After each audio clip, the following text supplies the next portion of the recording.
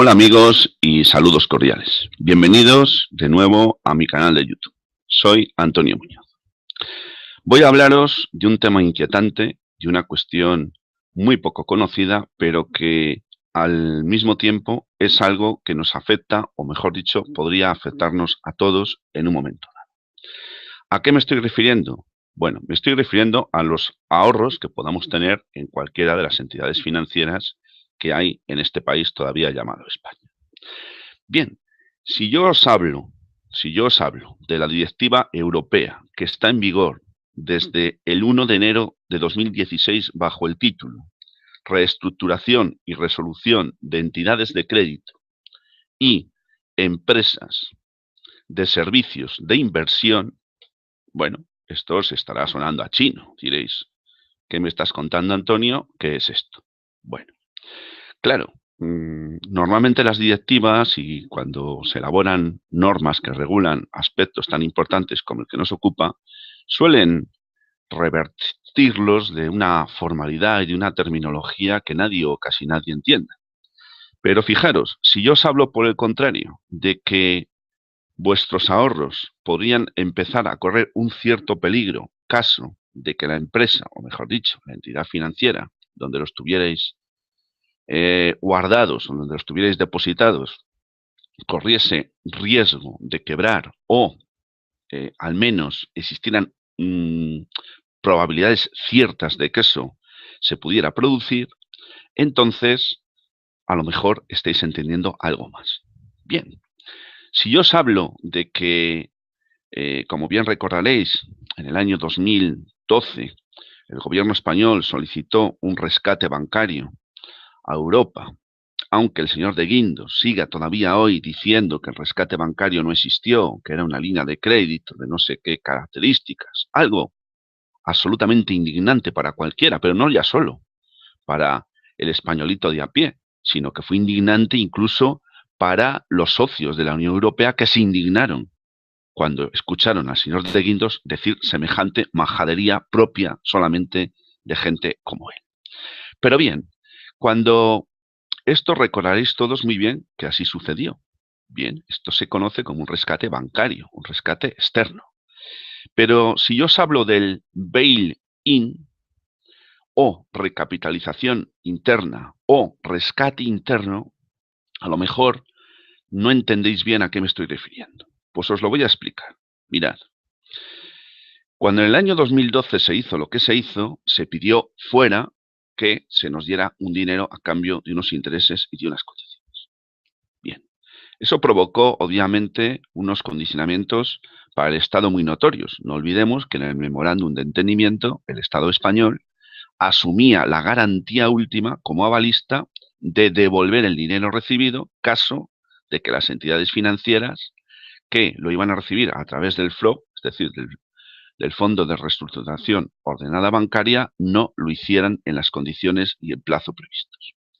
Pues bien, para evitar que el déficit siga aumentando, o mejor dicho, pudiera seguir aumentando, lo que se hace ahora es prever que caso de que una entidad financiera quebrase o hubiera riesgo cierto de que pudiera quebrar, no tenga que pedir el dinero de forma indirecta a través del Estado, el Estado a Europa, sino que se arbitra unos mecanismos muy distintos. Es el bail-in, es lo que se conoce como la recapitalización interna y es a lo que me refería al principio de este vídeo con ese nombre tan rimbombante de la directiva europea a la que me he referido y que, como ya os he dicho, ha entrado en vigor el 1 de enero de 2016 sin que nadie o casi nadie lo sepa. Bien, ¿en qué consiste la dichosa directiva? ¿Dónde está el riesgo que asumimos y qué es lo que podría suponernos caso de que se produjera la quiebra del banco o caja de ahorros donde tuviéramos depositados nuestros ahorros o de que existiera un riesgo cierto de que así pudiera suceder? Bien, pues os lo voy a contar. Mirad, caso de que se produjera cualquiera de estas dos circunstancias, los primeros que asumirían la responsabilidad de asumir, o mejor dicho, de afrontar ese riesgo y asumir sus consecuencias, serían los accionistas de la empresa, del banco en este caso, lógicamente, Y serían también los acreedores, que tendrían que negociar una serie de condicionamientos para tratar de cobrar en la medida que fuera posible lo que se les debe. Y si no fuera así, pactar un acuerdo para evitar en lo posible tener unas pérdidas sustanciosas. Hasta aquí lógico, hasta aquí normal. Esto es lo que ha ocurrido siempre en el procedimiento concursal. Pero lo que ya no está normal es lo siguiente, y es aquí donde entramos nosotros, donde entra el ahorrador. Dice la normativa, y me voy a ceñir expresamente a lo que dice la web del Parlamento Europeo, que cualquiera de vosotros, si lo deseáis, podréis consultar, dice que los depositantes asumirán una responsabilidad, caso de que se den estas circunstancias. Y distingue claramente una cifra, un importe, que son 100.000 euros. Bien. Y dice claramente la directiva, y también de forma indirecta el Parlamento Europeo a través de su web, que todos aquellos ahorradores que tuvieran importes en esa entidad financiera quebrada o en riesgo de quebrar por importes superiores a los 100.000 euros, tendrán que asumir con dicho coste, o mejor dicho, con dichos depósitos, de manera alícuota, de manera proporcional a todos los que hubiera en esa entidad, tendrán que salir en defensa o a salvaguardar el riesgo de quiebra de esa entidad. Es decir, que tendrán que poner su dinerito en defensa de la entidad financiera, donde lo tuvieran guardado para evitar que quiebre o que si ha quebrado, pues paliarlo en la medida que fuera posible. 100.000 euros. ¿Quién conoce esto? Muy poca gente, ¿verdad? Bueno, pues desde el 1 de enero de 2016 está vigente. Hay un precedente, os vais a acordar, lo voy a leer exactamente. Y el precedente fue lo que sucedió entre los días 16 y 28 de marzo del año 2013 en una pequeña isla europea llamada Chipre. Allí, de la noche a la mañana, se produjo una especie cierta de cataclismo financiero y lo que se tomó, entre otras medidas, fue precisamente esta, que los 100.000 euros fueran el límite máximo que de alguna manera sirviera de punto fronterizo para determinar quiénes de los ahorradores tendrían que sufragar con su dinero el desastre económico-financiero por el que la isla de Chipre pasó en aquellos momentos. Esto no ha sido ni más ni menos que una prueba evidente. Se hizo en una pequeña isla con una población, no demasiado alta, para ver cómo se reaccionaba y para ver cómo funcionaba ese mecanismo. Y ahora se ha puesto ya como obligatorio, con la directiva a la que me he referido antes, en Europa. Claro, fijaros, diréis, vale, los que tengan más de 100.000 euros, hay gente obviamente que tiene esas cantidades, pero ¿y si no tengo esa cantidad? Entonces yo no corro ningún riesgo. Bueno, vamos a ver, en un principio así es. En un principio así es. Si tienes unos ahorros que no superen los 100.000 euros, pues caso de que se produjera esa quiebra o que hubiera riesgo de que esta tuviera lugar, no asumirás ninguna responsabilidad. Pero esto es pura teoría.